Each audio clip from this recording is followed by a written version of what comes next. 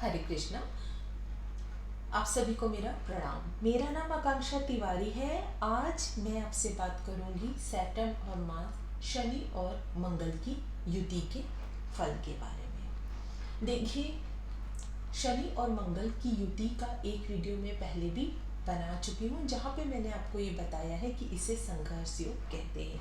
इसी के बारे में आज हम थोड़ा डिटेल में बात करेंगे। देखिए, सबसे पहले एक बात समझिए, ज्योतिष इतना इजी नहीं है। जब भी हम किसी योग की बात करते हैं तो हमें सबसे पहले देखना पड़ता है कि वो लगन कौन सा है, क्योंकि हर लगन में कुछ प्लैनेट कारक होते हैं, कुछ अकारक होते हैं। दूसरी बात, अगर हम किसी युति की बात कर रहे हैं तो वो किस भाव में है, किस राशि में है, क्या वो प्लैनेट्स वक्री हैं या मार्गी हैं, और उन पे क्या किसी शुभ प्लैनेट का एस्पेक्ट है, या फिर उन पे राहु या केतु का एस्पेक्ट है। यहाँ पे हम शनि मंगल की युति की बात कर रहे हैं तो वो तो साथ में ही होंगे, राइट।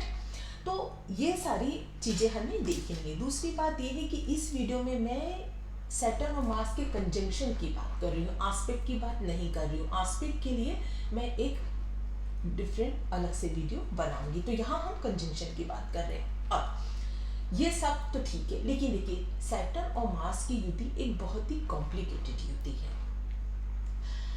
तो जो आज मैं आपको इसके बताऊंगी कि शास्त्रों के अनुसार क्या क्या कहा गया है, और इस युति का जनरल जो फल होता है वो क्या होता है। तो देखिए, वो तो आपको जो आज मैं फल बताऊंगी वो तो आपको ये युति लेकर ही आएगी। कहते हैं ना, ये बाय डिफॉल्ट लेके आएगी। अब ये हो सकता है कि युति राशि भाव वक्री मार्गी किसी शुभ प्लैनेट का प्रभाव हो, किसी अशुभ प्लैनेट का प्रभाव, उसके अकॉर्डिंग ये जो रिजल्ट होंगे आपके वो कम ज्यादा परसेंटेज वाइज हो सकते हैं। तो इसको आप एक इन जनरल समझ के चलिए। देखिए, शनि मंगल की युति को संघर्ष योग क्यों कहा गया है, या कुछ विद्वानों के द्वारा इस युति को द्वंद्व योग क्यों कहा गया है, पहले इसको समझिए। देखिए, सबसे पहले तो सैटर्न और मार्स का ऐसा है कि सैटर्न जिन कुंडलियों में कारक होते हैं, मार्स उन कुंडलियों में अकारक होते हैं। अब जैसे कि हम अगर मकर और कुंभ लगन की बात करें तो सैटर्न उसमें लग्नेश होते हैं, लेकिन उन्हीं लगनों में मंगल जो होते हैं वो अकारक होते हैं। अगर हम मेष लगन या वृश्चिक लगन की बात करें तो सैटर्न वहाँ पे अकारक होते हैं और मंगल वहाँ पे कारक होते हैं। तो सबसे पहली तो ये बात होगी कि ये दो प्लैनेट बिल्कुल अपोजिट है।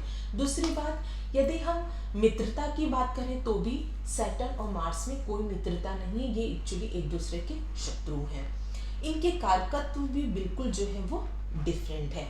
तो भाई, कितना भी कोई भी हाउस में आपके ये वाली अगर युति बनती है, शुभ भी प्रभाव है, सैटर्न अच्छे हाउसेस के भी मालिक है, और या फिर मार्स अच्छे हाउसेस के मालिक, तो भी ये प्रभाव तो वो दोनों युति लेके ही आएगी, क्योंकि सैटर्न और मार्स दोनों ही मैलेफिक प्लैनेट होते हैं। हम इसको भी नहीं भूल सकते, ये दोनों को पापी ग्रह कहा गया है, तो हम इस बात को भी नहीं भूल सकते। देखिए, मंगल क्या है? मंगल धरती में होने वाले विस्फोट, हमले, अग्निकांड, युद्ध, भूकंप जो है इत्यादि का कारक होता है। सैटर्न क्या है? सैटर्न संसार में होने वाले कष्ट, दुख, संताप, मृत्यु, अपंगता, पतन, अव्यवस्था, ये सब जो होता है वो सैटर्न करवाता है। अब यहाँ पर आप एक बात और समझिए, हम लोग जो मंगल दोष की बात करते हैं तो देखिए, आप लोगों को तो ये पता ही होगा कि मांगलिक कैसे देखते हैं, कुंडली में मांगलिक कैसे देखते हैं। जब भी मंगल फर्स्ट, फोर्थ, सेवंथ, एट्थ या 12th हाउस में होता है तो हम क्या बोलते हैं कि मांगलिक है। जातक मांगलिक होने में कोई प्रॉब्लम नहीं है, मंगल दोष होने में विवाह में बहुत प्रॉब्लम आती है। तो अब आप ये बताइए कि अगर आप मांगलिक हैं, ऐसी कंडीशन आपकी कुंडली में मंगल की है और वहीं पर सैटर्न आके बैठ जाते हैं, तो आपकी कुंडली में क्या हो जाएगा? फिर मंगल दोष बन जाएगा। और ये विपरीत स्वभाव वाले ग्रह हैं, इसलिए ये जिस भाव में भी बैठते हैं वहां पे उथल पुथल पैदा कर देते हैं। ये जो है, अगर मंगल दोष बन जाता है तो जातक के जीवन में विवाह से संबंधित कठिनाइयाँ आती हैं, वैवाहिक रिश्ते टूट सकते हैं, या विवाह देर से होता है, या विवाह के बाद भी सेटिस्फेक्शन इतना नहीं होता है और विवाह विच्छेद तक की स्थिति पैदा हो जाती है। अच्छा, अब देखिए, जो कुंडली में शनि और मंगल की युति होती है वो करियर में संघर्ष देने वाली होती है। करियर में जो स्थिरता होती है उसके लिए बहुत समय लगता है। कई बार आफ्टर 36 से ही धीरे धीरे स्टेबिलिटी आती है। तो व्यक्ति को बहुत पुरुषार्थ करना पड़ता है सैटर्न और मार्स की युति होने पे करियर में सफलता प्राप्त करने के लिए, क्योंकि जो शनि होते हैं वो हमारे करियर के कारक होते हैं। लेकिन यही शनि मंगल की युति जो है व्यक्ति को तकनीकी कार्यों में, जैसे इंजीनियर या सर्जन आदि में आगे ले जा सकती है। अगर ये योग है और इसमें थोड़ा शुभ प्रभाव है तो व्यक्ति अपने पुरुषार्थ से, अपनी तकनीकी प्रतिभाओं के द्वारा सफलता प्राप्त करता है। वहीं ये शनि मंगल की युति यदि कुंडली के 6वें या 8वें भाव में हो तो ये स्वास्थ्य से रिलेटेड प्रॉब्लम दे सकती है। पाचन तंत्र आपका कमजोर कर सकती है, जॉइंट्स पेन वगैरह या एक्सीडेंट जैसी समस्याएं भी ये युति दे सकती है। बताऊंगी कि अलग अलग ग्रंथों में ग्रंथकारों ने इस युति को कैसे परिभाषित किया है। मानसागरी ग्रंथ में शनि मंगल को द्वंद्व योग कहा गया है और उसके अनुसार वाग्विंद्र जालदश्चस्य विधर्मी कलह प्रिय विषमग्न प्रपंचंडो मंद मंगल संगमे, अर्थात मंगल शनि के योग से व्यक्ति वक्ता तथा इंद्रजाल विद्या में निपुण, धर्महीन, झगड़ालू, विष तथा मदिरा के प्रपंच से युक्त होता है।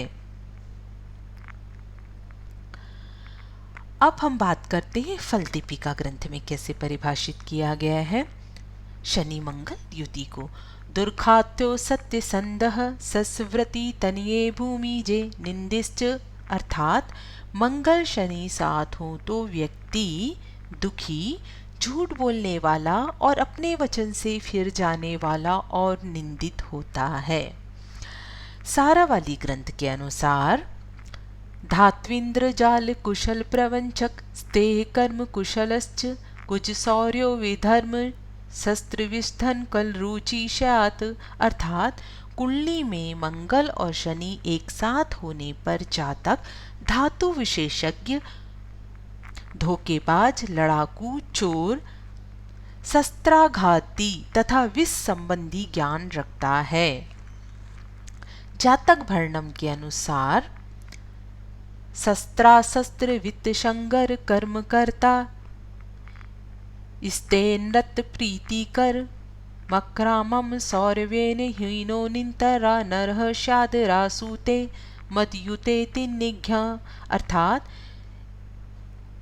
जब जन्म के समय में मंगल और शनि का योग हो तो वह अस्त्र शस्त्र चराने वाला, चोरी में तत्पर, मिथ्या बोलने वाला और सुखहीन होता है।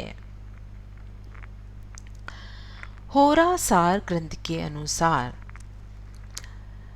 कुजमंद्यास्तु योगे नित्र्यार्तो वात पित्त रोगाभ्या उपचय भवने नैव नपतुल्यो लोक संपत्त स्यात्, अर्थात मंगल और शनि की एक ही भाव में यदि युति हो तो वो वात, गांठिया और पित्त रोग देती है, परंतु उपचय भाव में जैसे 3, 6, 10, 11 भाव में ये युति जातक को सर्वमान्य बनाती है और राज सम्मान देती है। ज्ञातव्य है कि पापी ग्रह उपचय भाव में शुभ फल देते हैं। संकेत निधि ग्रंथ के अनुसार घूने यमे सज्जी तधिक्षणातश्च वर्ताता चंचला धरु चंचला सरु धीरा कटी चिन्ह युक्ता, अर्थात शनि मंगल 7वें भाव में हो तो वहां दृष्टिपात करें तब पत्नी अस्थिर बुद्धि वाली होती है, उसे वात रोग रहता है। तो हो गया शास्त्रों के अनुसार। तो हमने देखा कि ज्योतिष शास्त्रों में शनि मंगल के संबंध वाले जातक के विषय में कहा गया है कि ऐसा जातक वक्ता, जादू जानने वाला, धैर्यहीन, झगड़ालू, विष मदिरा बनाने वाला, अन्याय से द्रव प्राप्त करने वाला, कलहप्रिय, सुखरहित, दुखी, निंदित, झूठी प्रतिज्ञा करने वाला अर्थात झूठा होता है। लेकिन इस ग्रह का एक और प्रभाव देखा गया है। ये ग्रह कई बार जातक को आत्महत्या करने की टेंडेंसी भी देता है, क्योंकि ये संघर्ष को बहुत बढ़ा देता है। लेकिन कि जैसे मैंने आप लोगों को कहा है कि वर्तमान समय में आप लोगों को ये देखना बहुत जरूरी हो जाता है कि आपका कौन सा लगन है, किस भाव में ये युति है, कौन से प्लैनेट उसको देख रहे हैं, क्या दोनों प्लैनेट वक्री हैं, क्या एक प्लैनेट वक्री है, कहीं वो अस्त तो नहीं है। इसके बाद ही आप इसके रिजल्ट पर, अंतिम रिजल्ट पे पहुंच सकते हैं। मेरे साथ जुड़े रहने के लिए, ये वीडियो देखने के लिए आपको प्रेमपूर्वक धन्यवाद। जय श्री राम।